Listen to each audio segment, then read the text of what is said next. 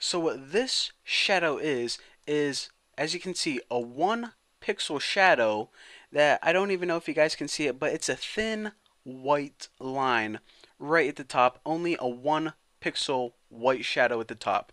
So now let's go ahead and create this main gleam, this 10 pixel big, bulky, glaring gleam that you can see across all of your footer and all of the buttons. So in order to do this, you actually don't need an additional entirely new line. You can just copy this, and let me turn my word wrap on, press comma, and paste this entire thing again. Now, unlike before, where we just have, 0, 1 pixel, we don't just want to put a shadow on top of a shadow, although sometimes you do that.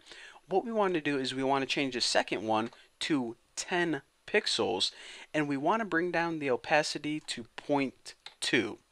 So this first shadow that I'm highlighting is, you probably can't even see it on the YouTube video, it's so thin. It just adds a nice bright 1 pixel gleam on top.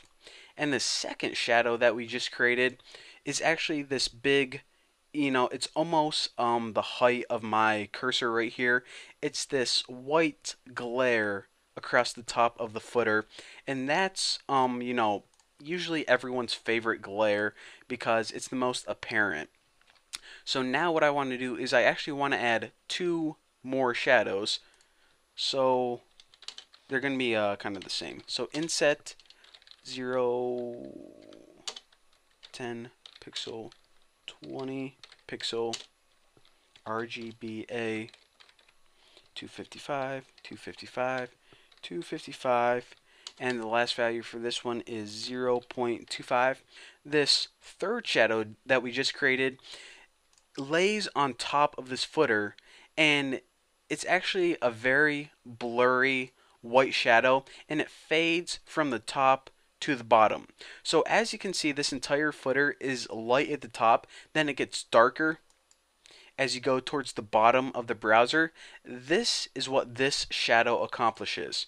So as you can see, we're basically saying create this size shadow that's white, 255, 255, 255, that lays on top. Now there's got a piece of crap in my mouth. There's one last shadow that we need to create, and guys, I promise that this is the last one. Even though it's, by the way, I need to give you guys a disclaimer. Whenever I'm developing 4 shadows for this effect, and I'm trying to explain you guys where they all are, it's very difficult, to explain, oh, you see the shadow right here? Oh, what about this one over here? Oh, no, I'm talking about this one over here. It's very hard to explain, but go ahead and play around with it in your code, and you guys are going to see what I'm talking about. But for the last one, what we're going to do is we're actually going to build a black shadow, and that is another reason why it looks so dark at the bottom and it fades away as you go up, of course, gleaming at the top. So let me just go ahead and code this last shadow.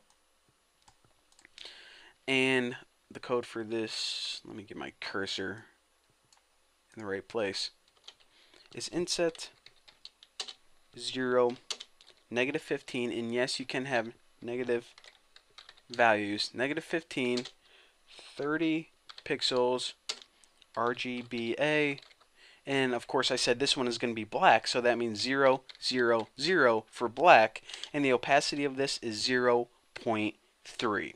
So just to recap one last time, I created 4 shadows, and if you guys don't understand where they are, just play around with them in your code, and you guys are going to see them. Maybe change one to pink if you don't know where it is, and it's going to make sense. But the first one was the top border, the very thin 1 pixel top border.